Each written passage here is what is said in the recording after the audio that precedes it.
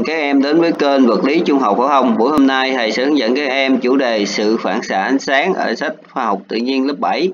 Và trước khi vào chủ đề thì các em hãy quan sát trên hình. Archimedes là một nhà khoa học nổi tiếng của Hy Lạp, là cách đây hơn là 2.200 năm.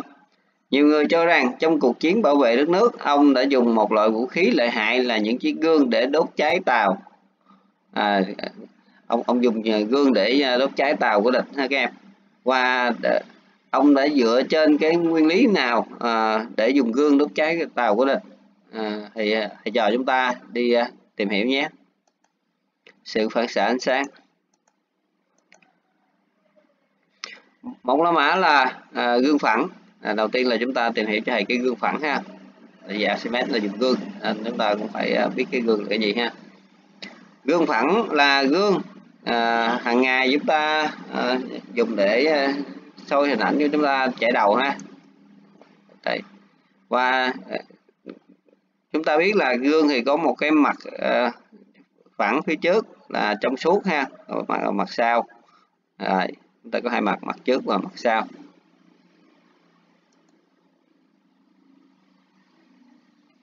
Và cái hình ảnh mà ta nhìn thấy trong gương thì là ảnh tạo bởi gương. Khi chúng ta nhìn thấy cái hình chúng ta trong gương chính là ảnh tạo bởi gương. Rồi thầy cho chúng ta sang hai la mã, đi vào cái nội dung chính của cái chủ đề, đó là định lực phản xạ ánh sáng. Một nhỏ là hiện tượng phản xạ ánh sáng. Chúng ta coi là ánh sáng khi đi tới gương thì nó có phản xạ hay không.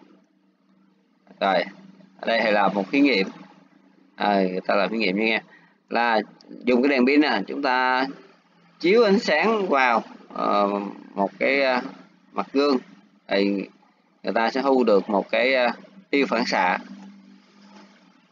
Vậy là cái hiện tượng phản xạ là hiện tượng ánh sáng bị dọi lại khi gặp vật cản.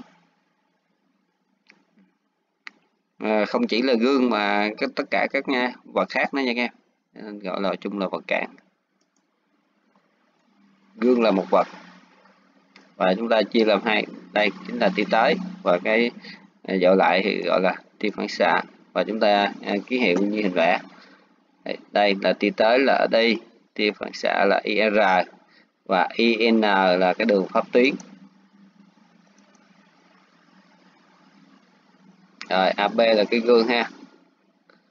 Và các em lưu ý cho thầy, đây là SIN, S nè, IN thì chúng ta ký hiệu là chữ Y nhỏ, gọi là góc tới. Rồi tia IR thì chúng ta gọi là tia phản xạ. Rồi cái góc EGIN thì cái góc này là góc phản xạ. Rồi chúng ta nắm ký hiệu cho thầy nhé. Và chúng ta kiểm tra coi là dùng thước đo độ, chúng ta kiểm tra coi là góc tới và góc phản xạ như thế nào. Đầu tiên là người ta sẽ chiếu vào và người ta sẽ đo được góc tới của chúng ta là 50 độ nghe em. Góc S nè, IN nè là 50 độ. Rồi chúng ta coi góc phản xạ.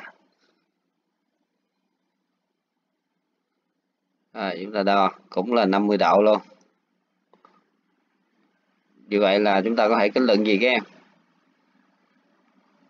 Từ đây chúng ta đi đến hai nhỏ là định lực phản xạ ánh sáng. Từ thí nghiệm trên chúng ta rút ra được điều gì cho thầy?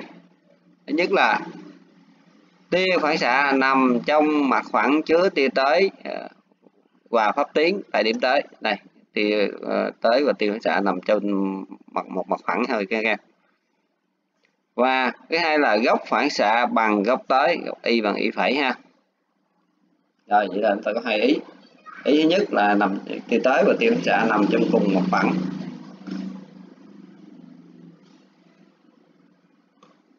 Rồi pháp tuyến luôn. Rồi góc phản xạ là bằng góc tới.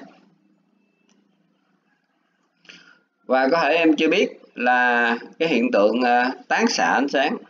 Khi chúng ta gặp cái mặt phẳng, ví dụ như là gương thì nó là phản xạ, nhưng mà nếu một cái mặt là rồ ghề như thế này thì có thấy là ánh sáng nó phản xạ khắp nơi.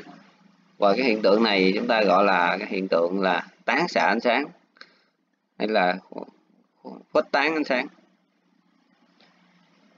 Và chúng ta nhờ cái hiện tượng tán xạ này nè thì chúng ta thấy là mặt trời khi đâu có chiếu thẳng hết ánh sáng vô nhà mình, nhưng mà nhờ có hiện tượng tán xạ thì trong nhà chúng ta vẫn có ánh sáng.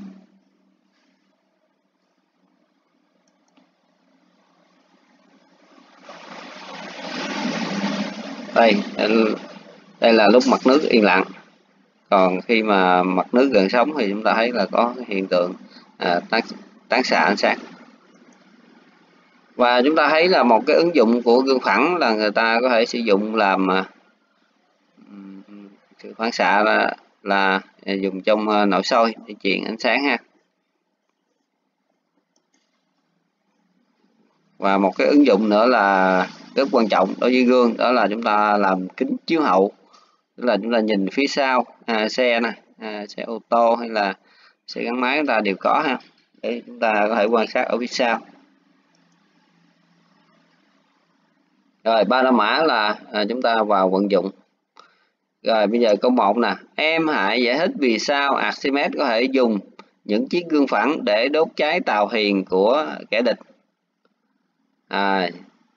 Vậy là Archimedes dựa trên hiện tượng nào đây?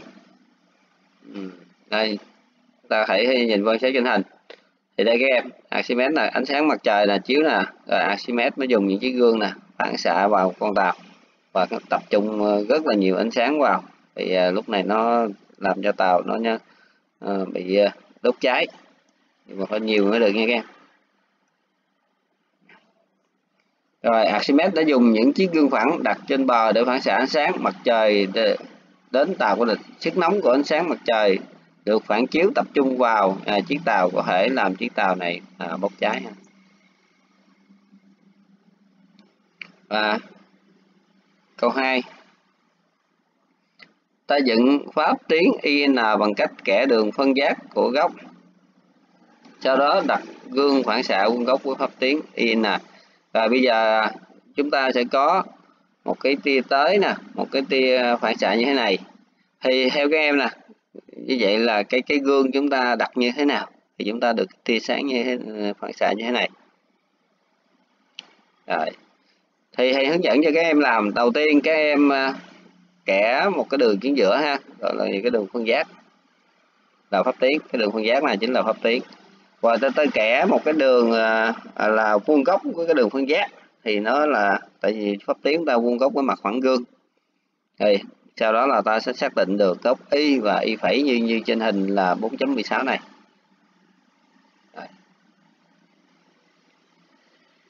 Rồi, chúng ta chỉ kẻ cái đường phân giác là SIR ha. Rồi, sau đó là cho một cái mặt gương là nó vuông góc với là IN. Rồi một cái trường hợp nữa các em là nếu mà chúng ta chiếu vuông góc, tức là góc tới bằng 0 thì góc phóng xạ cũng là bằng 0. Như vậy chúng ta phải chiếu là xuyên góc ha các em, thì chúng ta sẽ có cái tia phản xạ. Còn chiếu vuông góc thì cái tia tới và tia phản xạ là nó trùng nhau. Các bạn sức lưu ý nhé.